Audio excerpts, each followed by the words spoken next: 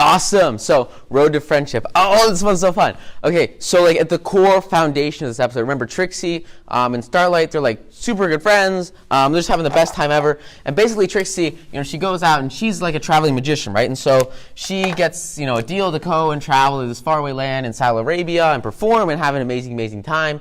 And so she asks Starlight, hey, Starlight, do you want to come with me? She's got like her trailer thing, and she's like, hey, we'll go over to Saudi Arabia, have a great time, perform, make some bank, have some fun, cool road trip. And so they established the beginning of this really, really, really well with a musical note. So let's go through that first.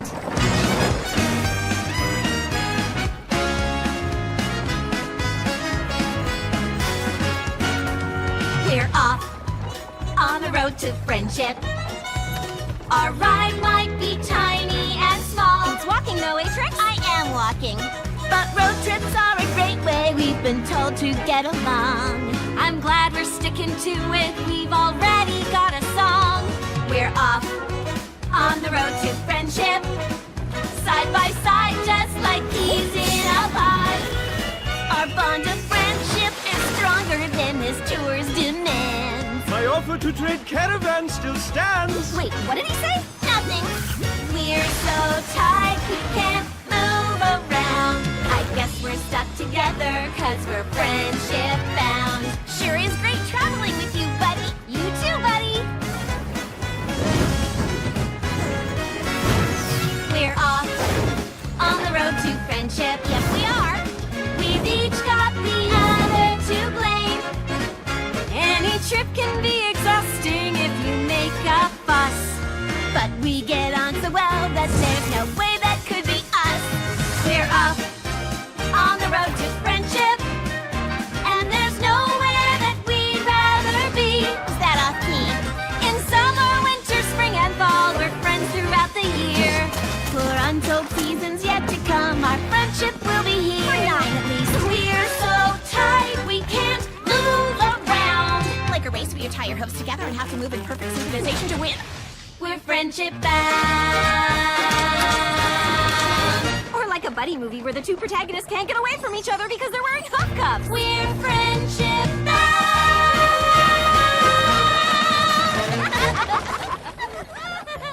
All right, so basically, like, they have this caravan or whatever, right? But it's like ridiculously tight, and so as they both sort of try to like fit in it, like, it's really, really tight. And so like, it's this idea that, like, you have friends, and you have connections, you have relationships, but like, if you're really, really, really spending like super intimate, like a deep amount of time, like ridiculously close to somebody, like you can start to have pet peeves, you can start to little things that really don't matter.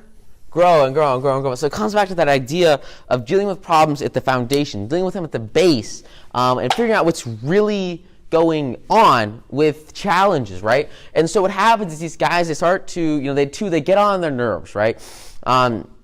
And it starts, at night, like they're trying to sleep together in hammocks, and they're just like snoring, or they're loud, or they're bumping into each other. Because again, this is kind of like the tight little caravan. And so they just have these little problems start to accumulate at the base here. And it's just small stuff over and over and over, getting on each other's nerves. And they get to like this new city, and basically they spend like all their money on dinner, or Starlight does. So then they have like nothing to eat for breakfast. And so it's just these little things that keep happening and growing over and over and over again. And the problem, right, is they're not addressing them. They're not saying, okay, well, what's the core of the problem? What's the root of the problem? And then, figuring out, okay, cool, not a big deal. We can move on from that. That's okay. And then what you have to do after you overcome it is say, you know what? We're not going to let this grow. We're going to be happy about it. We're going to have a great time. We're going to succeed. It's not a big deal. Small stuff. Put it aside. We won't let it happen again in the future because we're going to have sort of a plan of action to maybe not have this challenge again, right? And that's what you have to do, right? You have to deal with the little stuff before it grows into bogus, right? Because if you deal with it at the core, you're going to have success. But they don't, right? They ignore it. And they let it keep growing, manifesting itself more and more and more. And it sucks because it grows. It keeps expanding. And it gets to the point where these guys are just constantly pissed with each other, even though they started out as super great friends, right? You can have everything just destroyed if you don't deal with the small, mundane things that don't actually matter, but they can cause this negative energy, because this negative energy grows and grows and grows. And it's awful, even though they're traveling together, trying to be friends, to keep having these small little incidents. They don't actually spend the 10, 15, 20 seconds to deal with them and dissociate, the challenge or the mistake from the person, right? So instead of dissociating, the negative event from the actual person, they associate it with the person. And instead of blaming, bad circumstances or assaulting, the actual event itself and sort of separating that from the person, they associate the negativity with each other. And because they associate the negativity with each other, because they blame each other basically, it totally destroys this relationship. It just gets cut off hardcore hurt. And this just keeps destroying their bond over and over again, which is really bad. But it just keeps happening because they don't take the time to actually look at the problem objectively, look at the challenge objectively, and say, look, not your fault, not a huge deal. And so it gets to this point sort of later in the episode. You heard that guy in the song, and he was like, hey, I'll trade Caravan with you. Because he was a big fan of Trixie's, and he had this huge Caravan that was so much bigger than the tiny one Trixie had. And so, he was like, hey, I'll trade mine for yours so that you can, go on this trip and be super enjoyable and exciting your event, because he really wanted to see her perform, right? And so, Trixie doesn't, tell Starlight about this. She's not transparent about it. She doesn't actually share this information with her, right? And she keeps it to herself. And so eventually, people are going to find out, right? If you don't tell someone something, or if you lie about something, you try to cover something up, or you try to keep it a secret, other people will find out. And if they find out when it's, a good relationship and there's no negativity, there's no tension, there's no pressure, it's not a big deal. But if they find out when they're pissed, that's when you start to have problems. This is why it's really important, with this idea of daily meditation, right? It's the same concept of having this little bit of stress down here that you can just eradicate with just a little bit of daily meditation, right? And it's the same thing with these relationships. You want to spend just a little bit of effort destroying this negativity here before it grows into stress, into pressure, into destructive, decisions, right? And that's pretty much exactly what happens later on here. Is this stuff just grows. And basically in the middle of the night, or I guess it was the middle of the day, Starlight goes while Trixie is out trying to perform on her own because she doesn't have an assistant, because she feels super alienated. And because this relationship has been so corrupted, she goes over to this Caravan guy and basically takes Trixie's Caravan and trades it for his, much larger, nicer Caravan. And she trades it as if it was hers, which is just insane, because it's not actually hers, right? And so she makes this trade with this guy and gets this new Caravan, right? And then Trixie, she finishes her performance, she comes back, and she sees Starlight here, with this new Caravan, and she's like, where's my Caravan? And she's like, she basically just stole it, took it without asking, and gave it to this guy who Trixie adamantly did not want to give her Caravan to, because it was so sentimental. It meant so much to her. She cared so much about this Caravan, and she didn't really want someone else to have it, right? She cared more about herself. She cared more about the feelings and the emotions and the connections that she had with her own Caravan, so much more than she did with this guy's, right? And so Starlight didn't know that. She didn't understand that. She didn't get the connections and the relationships here because she wasn't, Trixie wasn't transparent with her. And that's why it's so important to get rid of this crap down here so that you can operate in a state not of anger, but of transparency, not of jealousy, not of destruction, but of transparency, so that Trixie and Starlight are on the same page. And Starlight understands what's going on. She knows what's up. And she gets that this is a very important thing to her. So much so that she wouldn't make this trade for what seemed to her like a much better option. It seemed to her like a much better Caravan. To Starlight, or to Trixie, it just wasn't worth it because it meant so much to her. And basically, you have this huge falling out where Trixie says, you know what, screw this. I'm going to go home. I'm going to walk home. I guess I'll just never have my Caravan again. This is bogus. I don't want this new one. I don't like it. And it's not mine. And she walks away.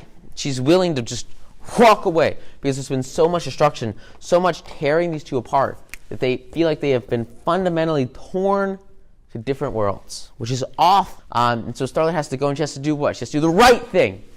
She has to go through the pain of actually finding this guy and basically forcing him to exchange back this caravan, reverse the trade, so that in the long term her relationship can succeed, because her relationship is so much more important with Trixie, and the way she actually goes and grows that and reconnects is by getting her back her original caravan, which is this big adventure she goes on. And at the end of it, she gets it done, she makes this exchange, she forces this guy to give her back the caravan, and she comes back. She realizes that it's so much more important just to connect with Trixie than it is to sort of have material growth. And she understands that she has to sort of overcome these pet peeves that she has with her so that they can have a deeper, stronger relationship that's not based on crap that doesn't matter, right? It's got to be based on fundamentals that actually lead to success and development.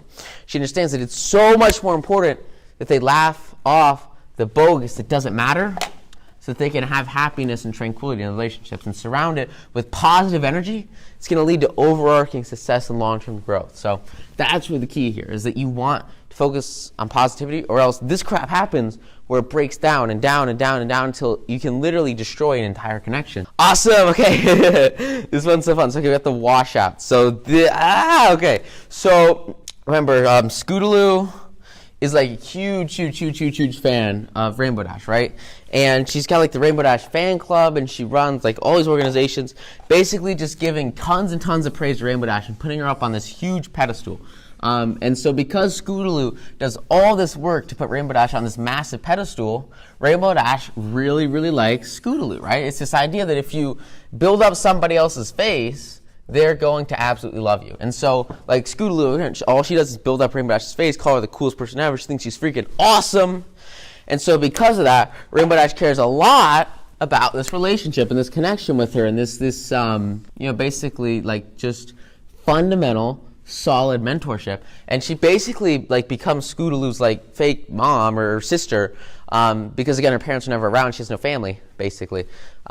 So this is going on. And remember a while back, there was this episode where Rainbow Dash was in the Wonderbolts Academy, and she was partnered with Lightning Dust, and Lightning Dust again tried to sort of just destroy all of her friends and make this huge tornado to clear all the clouds, and it really put a lot of people in danger.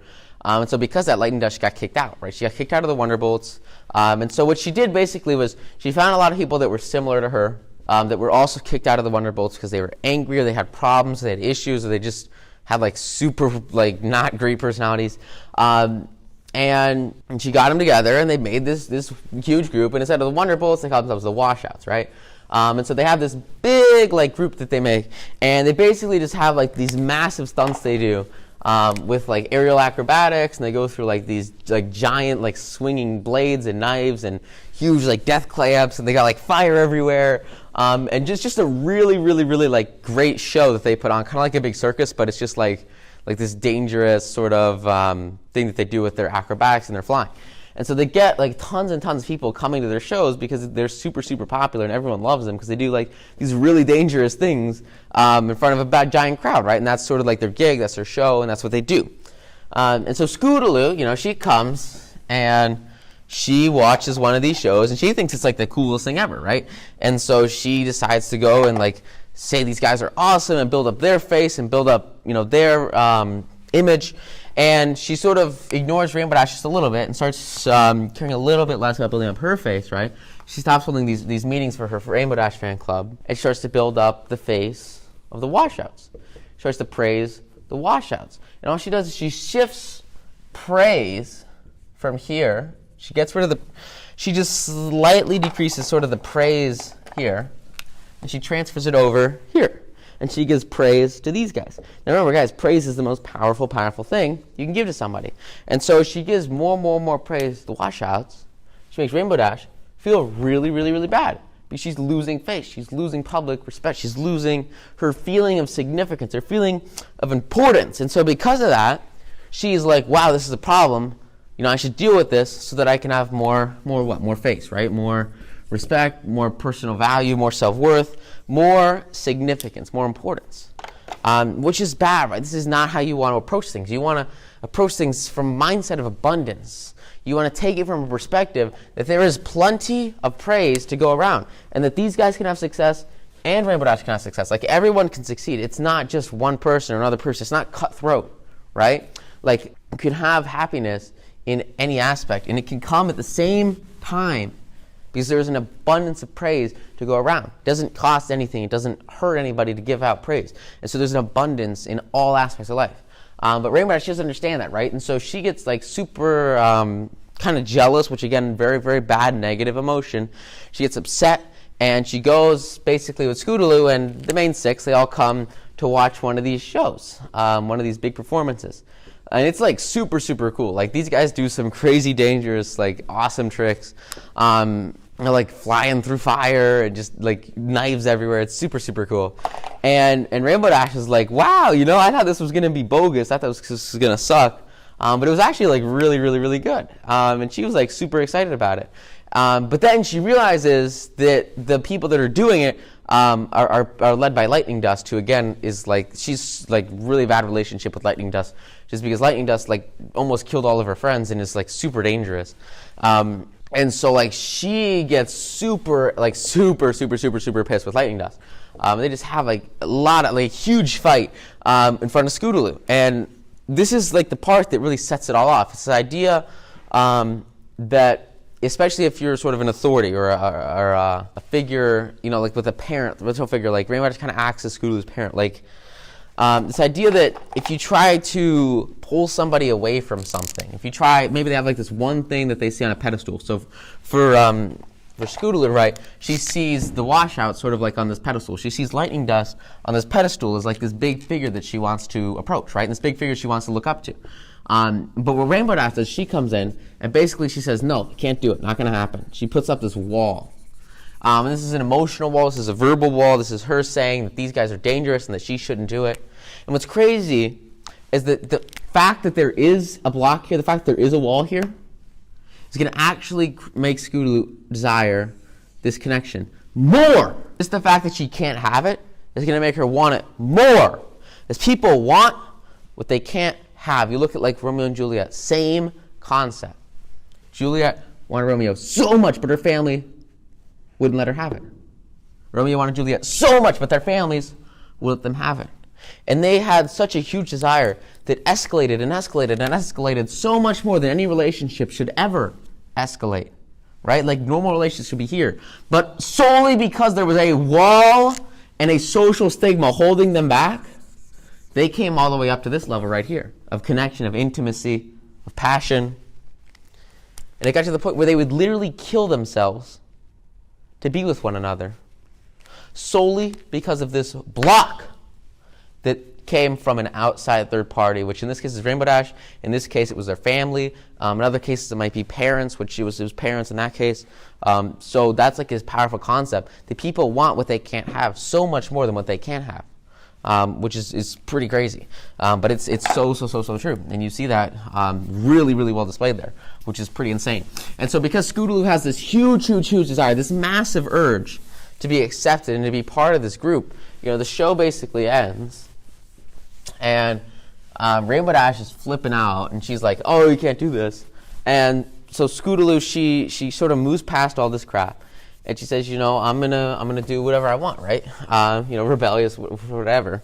But she goes to the washout. She's like, "Hey, can I join your group?" And they're like, "Sure, you can join our group. We're gonna do a big trick next show. You should come and do a big trick with us." She's like, "Okay, cool." So they go to like the top of this giant hill. And Lightning Dust like puts Scootaloo on her scooter, and she takes the scooter, right, and she straps like 8 like giant rockets on it. So there's just like a ginormous like a jet engine right behind her, and it's like this huge thing.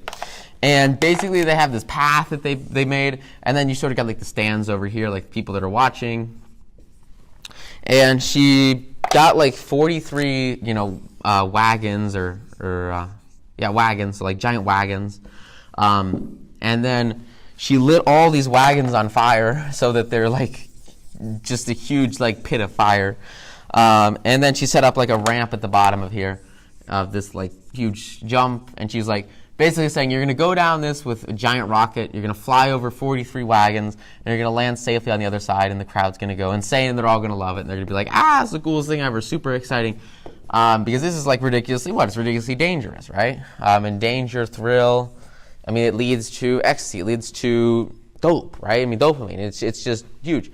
And so she gets to the top, and she's like, dude, this is insane. Are you kidding? Like, I don't want to die. And she tries to back out. She tries to go out. And here's the just insane part, right? You have these guys, and they've been built up on this pedestal, right? Over and over and over again. And even though they're like at the top of Scootaloo's world, and they have so much of her respect, they aren't going to what? They're not going to like change who she is. They're not going to change her core. They're not going to change her foundation. And they can't force her into this deathly situation that she would never, ever, ever really want to do. And all this face can instantly fade away if you try to leverage it too much, or if you try to force something out of it. And so for these guys, when they try to force her through this massively dangerous task, they destroy all the respect that they had with her, right? And it just all goes away.